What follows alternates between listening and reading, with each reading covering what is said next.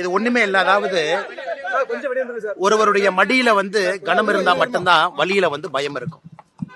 இன்னைக்கு திராவிட முன்னேற்ற கழகத்தினுடைய அரசு மாபெரும் தவறு செஞ்சிருக்கிறாங்க. அதனால பயத்தில் இருக்கிறாங்க. ஒரு ஜனநாயக முறையில ஒரு ஆர்ப்பாட்டம் ஒரு போராட்டம் செய்யும் பொழுது குரல் வலையை நசுக்க வேணும்னு நினைக்கிறாங்க. காவல்துறைக்கு இதுதான் வேலையா. கிட்டத்தட்ட தமிழ்நாடு முழுவதுமே ஒரு 6000-7000 பேர்த்து டிப்ளாய் பண்ணி ஒரு இடத்துலயும் செய்யறாங்க. அதனால இன்னைக்கு தடுக்கட்டும். அடுத்த ஆர்ப்பாட்டம் தேதி சொல்லாம நடக்கும். அது 22ஆம் தேதி நடக்கலாம், எப்ப வேணாலும் நடக்கலாம். எதை வேண்டுமானாலும் முற்றுகை செய்வோம். அது முதலமைச்சருடைய வீடாக இருக்கலாம், டாஸ்மாக் அலுவலகம். ஏன்னா எங்களை பொறுத்தவரை முதலமைச்சர் சம்பந்தப்பட்டிருக்கிறாங்க. அவரும் இதுல குற்றவாளி தான். அவர் தப்பிச்சு போக முடியாது. ஏன்னா அவருடைய அமைச்சரவை அவருடைய கண்காணிப்பில் இருக்கு. ஒரு அமைச்சருக்கு அளவுக்கு அதிகமாக பாசத்தை காட்டியிருக்கிறாங்க. அதனால எங்களை பொறுத்தவரை அடுத்த ஆர்ப்பாட்டம் தொடர்ந்து நடந்து கொண்டே இருக்கும். ஆனா தேதி சொல்ல மாட்டேன். காவல்துறைக்கு மரியாதை கொடுத்து தேதி சொல்லி இருந்தோம். அவங்க இந்த மாதிரி பிஹேவ் பண்றாங்கன்னா ஒரு அரசியல் கட்சியா நாங்களும் வேற ஸ்டைல்ல பண்ணறோம். சார் இப்ப பாஜக நிர்வாகிகள் தொடர்ச்சியா காலையில கைது பண்ணிட்டு இருக்காங்க சார். தடுப்பு காவல்ல கைது பண்ணிட்டு இருக்காங்க. அடுத்து உங்களையும் பண்றதுக்கான நடவடிக்கைகள் இறங்கி இருக்கு. அதெல்லாம் பண்ணட்டுங்க. கைது பண்றது அவங்க கிட்ட பயம் இருக்கு. நான் பேசக்கூடாது. பேசினா பல விஷயங்கள் வெளியே வரும். சோ அந்த ஆர்ப்பாட்டத்துக்கு போகக்கூடாது. காவல்துறை என்ன வேண்டுமானாலும் முயற்சி. நான் தான் சொல்லிட்டேன் பாருங்கண்ணே.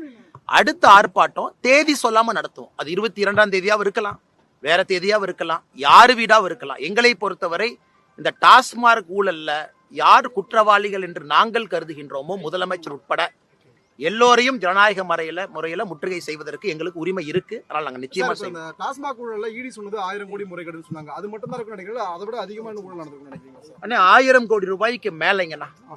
ஈடியினுடைய ஆரம்பகால ECR அடிப்படையில் அவங்க ரைடு நடத்தி சொல்லியிருக்கிறாங்கன்னா இன்னும் நீங்க பொறுத்திருந்து பாருங்க. இது தமிழ்நாட்டினுடைய அரசியலை உலுக்குவது மட்டுமல்ல, தமிழ்நாட்டில் நல்ல அரசியலை கொண்டு வருவதற்கு பாரதிய ஜனதா கட்சி முன்னெடுத்திருக்கக்கூடிய இந்த ஆர்ப்பாட்டம் நிச்சயமாக தமிழ்நாட்டில் நல்ல ஒரு அரசியலை கொண்டு வருவதற்கு ஒரு அச்சாணியாக அமையும் என்பதிலே முழு நம்பிக்கை எனக்கு இருக்கு. இந்த அமலாக்கத்துறையினுடைய அறிக்கைக்கு முன்பு அண்ணாமலை அவர்கள் 1000 கோடி முறைகேடுன்னு அவருக்கு எப்படி தெரியும்? அமலாக்கத்துறை அறிக்கை வரது அவருக்கு எப்படி தெரியும்? செந்தில் பாலாஜி உங்களுடைய ஃபெடரல் புதிய தலைமுறை ஒரு ஆங்கில பத்திரிகை நடத்துறாங்க, பேரு ஃபெடரல்.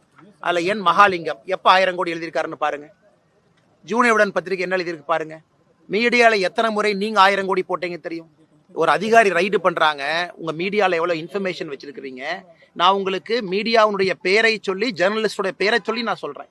எத்தனை பேர் 1000 கோடி போட்டிருக்காங்க? 1000 கோடி ரூபாய்க்கு மேல. இன்ஃபேக்ட் எனக்கு இது 40,000 கோடி ரூபாய் இருக்கும் என்பது என்னுடைய அனுமானம். என்னோட கால்குலேஷன் படி மொத்த பாரையும் அவங்க வாங்கக்கூடிய மொத்த சரக்கு சேல்ஸையும் கால்குலேட் பண்ணா 40,000 கோடி ரூபாய் தாண்டணும்.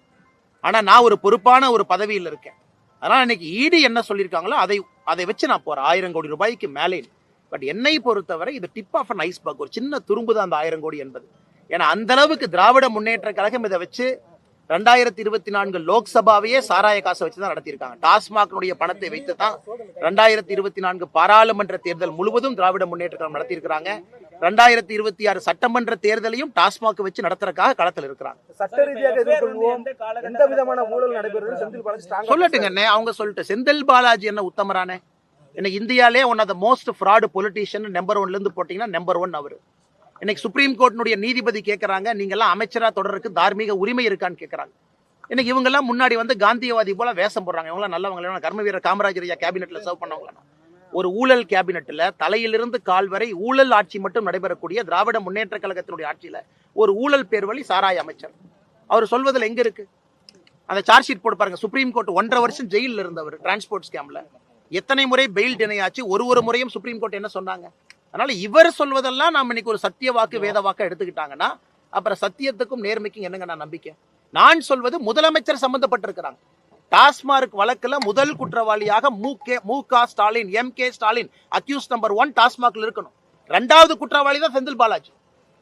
ஏன்னா பாலிசியை டிசைன் பண்ணி கூட ஒரு அமைச்சரை வச்சுக்கிட்டு கண்ணை மூடிட்டு இருந்தாங்க அப்படின்னா முதலமைச்சரும் பொறுப்பு தானே.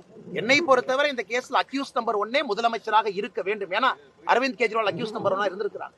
தமிழ்நாட்டிலும் இடி தன்னுடைய முழு அறிக்கையை தாக்கல் செய்து முடிக்கும் பொழுது முதலமைச்சர் அக்யூஸ் நம்பர் 1 இருப்பார் என்பது என்னுடைய ஆணித்தரமான நம்பிக்கை.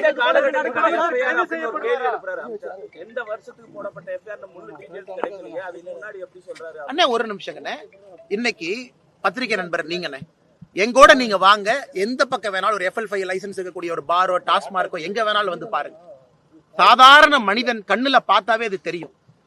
இது 2023 போடப்பட்டதா, 24 போடப்பட்டதா, 25 போடப்பட்டதா முக்கியம் இல்லை. இந்த முழு டாஸ்மார்க்கை இந்த அளவுக்கு மாற்றி இருப்பது திராவிட முன்னேற்ற கழகம் ஆட்சி 2021 மேற்கு பிறகு. அதான் இடி அறிக்கையில வந்து மிக தெளிவாக சொல்லியிருக்கின்றார்கள் 3 கேட்டகரி எஃப்ஐஆர் கம்பைன் பண்ணி இசிஐஆர் போட்டிருக்கோம் அப்படின்னு. ஏன் குற்றம் சாட்டப்பட்ட பிறகு இவங்களுக்கு கொடுக்கத்தானே போறாங்க. செந்தில் பாலாஜி அக்யூஸ்ட் ஆன பின்னாடி இடி காப்பி கொடுக்கத்தானே போகுது.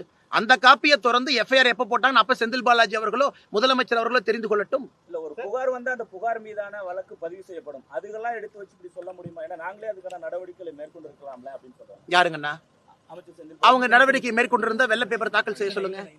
ஒருவேளை அமைச்சர் சொல்வது போல, அன்பு சகோதரர் அண்ணன் நீங்க சொல்றது போல அமைச்சர் பண்ணியிருந்தா வெள்ளை பேப்பர் தாக்கல் பண்ணட்டும். டாஸ்மாக்ல இவ்வளவு புகார் வந்திருக்கு, இவ்வளவு நடவடிக்கை எடுத்திருக்கோம், இவ்வளவு பேர்த்த சஸ்பெண்ட் பண்ணிருக்கோம், இவ்வளவு ஆக்ஷன் எடுத்திருக்கோம். இன்னைக்கு முக்கிய புகாரே வந்து நீங்க டாஸ்மார்க் ஒரு லீகல் ரூட்னா இல்லீகல் ரூட்ல 40% மேல சரக்கு வைக்கிறீங்க, அதுல வரக்கூடிய பணத்துல தான் நீங்க ஆட்சியை நடத்துறீங்கிறதா நம்முடைய குற்றச்சாட்டு. இல்லை என்று சொன்னால் வெள்ளை அறிக்கை தாக்கல் செய்யுங்கன்னு. 48% ஐயா வந்துடுறேங்க ஐயா, 48% டாஸ்மாக் வளர்ச்சிங்க. நான் திமுக வந்த பிறகு 33,000 கோடியிலிருந்து 52,000 கோடி. தமிழ்நாட்டில் ஏதாச்சும் ஒரு அரசு நிறுவனம் தனிப்பட்ட நபருடைய சொத்து 48% யாருக்காச்சும் உயர்ந்திருக்கானா? ஆனா முதலமைச்சர் கைது செய்யப்பட வாய்ப்பு இருக்கா? எனக்கு தெரியாதுங்கண்ணா. என்னை பொறுத்தவரை முதலமைச்சர் இதுல குற்றவாளிங்கண்ணா. ஏன்னா அவருடைய கண் பார்வை கீழே தான் நடந்திருக்கு. பாரதிய ஜனதா கட்சியினுடைய குரல் வழியை நசிக்க வேண்டும் என்று முதலமைச்சர் நினைக்கிறாருன்னா அவருக்கு பயம், அவருக்கு எங்கேயோ பயம், அவர் வீட்டுக்குள்ள பயம். அதைத்தான் நான் சொல்லுவாங்கன்னா அதிகாரப்பூர்வமாக நான் சொல்ல முடியாது. என்னோட யூகம் இது.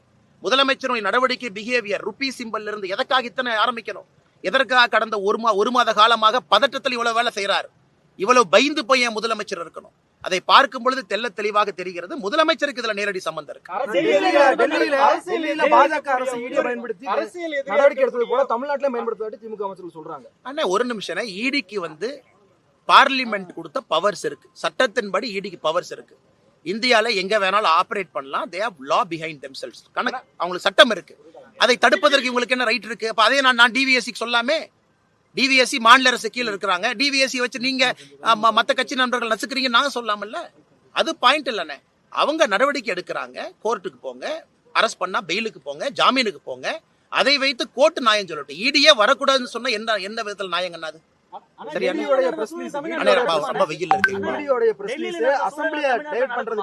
எனக்கு அதை பத்தி தெரியாதுங்கண்ணா. டெல்லியை விட மோசமான சூழல் தமிழ்நாட்டில் இருக்குன்னு நான் சொல்றேன்.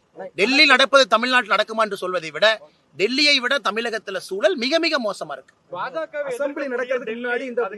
தெலுங்கானா அப்புறம் தமிழ்நாடு இப்படி வரிசையா வந்து வர்றதை எப்படி பாக்குறீங்க சார்? வரிசையா வர்றதை நான் பாக்கலீங்கன்னா இவங்க தவறு செஞ்சிருக்கிறாங்க, நடவடிக்கை எடுத்துட்டு இருக்காங்க. வரிசையா வர்றாங்கன்னு சொல்ல மாட்டோம்.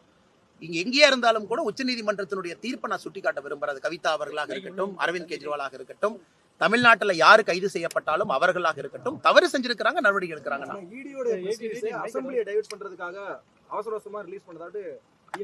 இவங்க பண்ண பட்ஜெட் டிராமா, சிம்பிள் டிராமா எல்லாமே ஈடியினுடைய ரைடை டைவர்ட் பண்றதுக்காகத்தான் இவங்க பண்றாங்க. நான் குற்றச்சாட்டு வைக்கிறேங்கன்னா இவங்க பண்ண அந்த 1 மாசமா பண்ண டிராமாவே ஈடியினுடைய ரைடை டைவர்ட் பண்றதுக்கு தான் இவங்க இந்த டிராமா பண்ணிருக்காங்க.